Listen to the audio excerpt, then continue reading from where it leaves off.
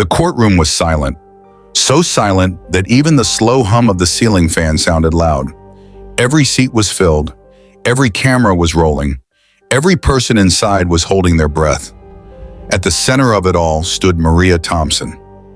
She was 23 years old. Her hands were shaking. Her eyes were swollen from months of crying. In her fingers, she held a small photograph, a picture of her brother, Ethan Thompson, smiling, alive, before his life was stolen. Across the room sat Derrick Cole, 31 years old, accused of murder, known for violence. Yet he looked calm, relaxed, almost confident, as if he already knew the outcome. Behind the bench sat Judge Harold Whitman, a powerful man, a respected man, a man who held lives in his hands. And in that moment, he was about to change everything. 6 months earlier, it was raining, cold rain, the kind that soaked through clothes and skin. Ethan Thompson had just finished his late shift at a grocery store. He was tired. He was dreaming of a better future. He was saving money for nursing school. 2 blocks from home, he walked into a dark alley. That is where Derrick Cole was waiting, along with 2 others. They demanded his phone, his wallet. Ethan froze. Not because he was brave, because he was terrified. And in that moment, Derrick pulled the trigger. 1 shot, straight to the chest. Ethan fell to the ground, bleeding, gasping, alone. By the time help arrived, he was gone. When Derrick was arrested, the community felt relief. There was video footage, witnesses, gun residue, a recorded confession. Everything pointed to him. The case seemed perfect. Maria believed justice would come. She believed her brother mattered. She believed the system would protect the innocent. She was wrong. Judge Harold Whitman had a reputation. On paper, he was strict. In reality, he was unpredictable. Over the years, he had dismissed cases, reduced sentences, thrown out evidence, always with legal excuses. There were rumors, quiet whispers, talk of bribes, talk of favors, but no proof, until now. The trial lasted 4 weeks. Every day, Maria sat in the front row. She never missed a session. She never looked away. She listened to every word. The prosecution presented evidence, video recordings, forensic reports, eyewitness accounts, the confession. It was powerful. It was convincing. Then the defense began. They questioned everything. They attacked witnesses. They claimed the confession was forced. They said the video was unclear. They argued technical errors, small details, tiny cracks. Judge Whitman allowed it all. Every objection was rejected. Every defense motion was approved. Slowly, the case fell apart. On the final day, the courtroom was packed. News cameras filled the room. Maria held her mother's hand. Both were shaking. Judge Whitman adjusted his glasses. He cleared his throat.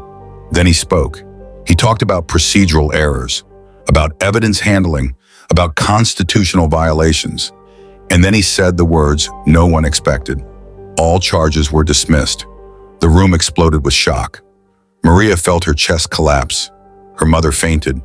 Derrick stood up, smiling, free.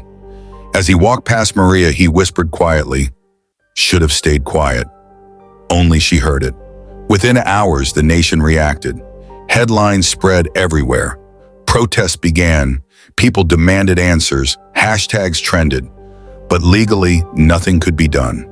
The case was closed. Double jeopardy applied.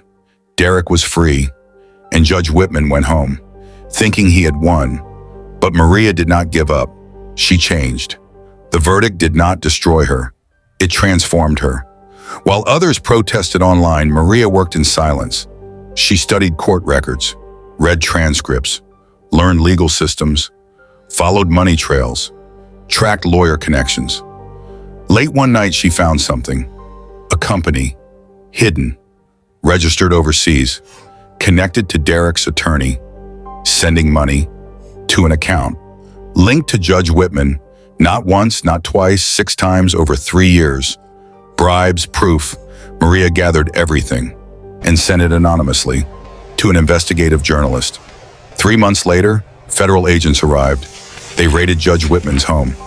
They seized computers, phones, documents, bank records. More victims came forward. More bribes were revealed. More corrupted cases were reopened. The truth came out. Judge Whitman had been selling justice. For years, he was arrested, charged, removed from office, his reputation destroyed, his legacy erased. With the corruption exposed, Derrick's case was reopened, this time under federal authority. No loopholes, no favors, no protection. New evidence surfaced. Witness intimidation, tampered documents, false statements. Derrick was arrested again. This time, he had nowhere to run. 1 year later, the second trial began. Same building, different judge, different atmosphere. No media circus, no manipulation, only truth. Maria testified. So did former court employees. So did financial experts. Every lie was exposed, every scheme uncovered. Derrick sat silently. No smile, no confidence, no power. The jury deliberated for 6 hours. Then they returned.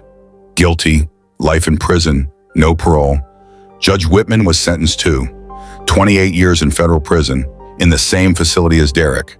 2 men, one who sold justice, one who took a life, now both imprisoned by the system they once controlled. Years later, Maria received a letter from Derrick. It said, "I was wrong, I destroyed lives, I am sorry." She never replied. Some wounds cannot be healed with words, only with truth. Maria became a legal advocate. She helped victims, exposed corruption, defended the powerless. She turned pain into purpose, silence into strength, loss into legacy. This story is not just about crime. It is about courage. It is about refusing to surrender. It is about standing up when the system fails, because justice may be delayed, but it is never defeated when someone is brave enough to fight. If this story moved you, if it made you think, if it reminded you that truth matters, then support this channel. Subscribe, like this video, comment your thoughts below. Your support helps us continue telling the stories that powerful people want hidden.